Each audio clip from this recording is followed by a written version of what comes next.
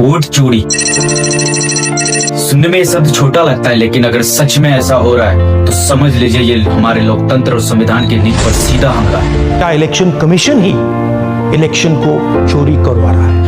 आज जो बातें सामने आ रही है वो सिर्फ अफवाह नहीं है, बल्कि उन पर नेता प्रतिपक्ष, स्वतंत्र पत्रकार और सिविल सोसाइटी के लोगों ने सवाल उठाए हैं। क्या आप जानते हैं चुनाव में इन तरीकों से धांधली की आशंका जताई गई है। सोचिए, ये कोई मामूली बात नहीं है, ये हमारे संविधान के साथ किया जा रहा है सबसे बड़ा धोखा है।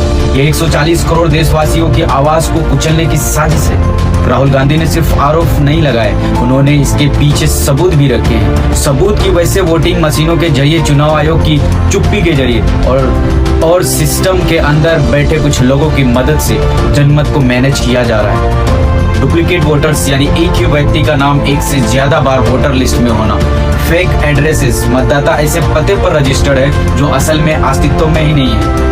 इनवैलिड फोटोग्राफ्स यानी एक ही फोटो से कई नामों पर वोट रजिस्टर्ड। फॉर्म 6 का दुरुपयोग, नए वोटरों को जोड़ने के नाम पर फर्जी वोटों का खेल, और सबसे खतरनाक बात, डिजिटल डेटा तक को छुपाया जा रहा है। अब आप ही सोचिए, जब वोट की पवित्रता ही नहीं रहेगी तो लोकतंत्र कैसे बचेगा। कहा जा रहा है कि इन गड़बड़ियों की जांच होनी चाहिए, लेकिन क्या चुनाव आयोग इन पर जवाब दे रहा है?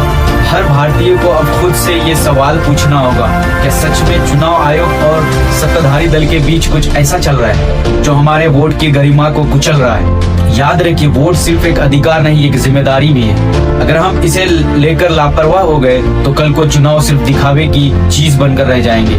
आप क्या सोचते हैं? क्या आपको लगता है कि वोटर लिस्ट, डिजिटल ट्रांसपेरेंसी और चुनाव आयोग की जवाबदेही पर देश में खुली बहस होनी चाहिए? तो कमेंट सेक्शन में अपना ओपिनियन लिखिए, वीडियो को शेयर करके और लोगों को भी जागरूक बनाइए। और अगर आप भी चाहते हैं कि सीमांचल की आवाज देश तक पहुंचे तो चैनल को सब्सक्राइब कर ले। अगर आप फेसबुक पे देख रहे हैं तो पेज को फॉलो करना ना भूले।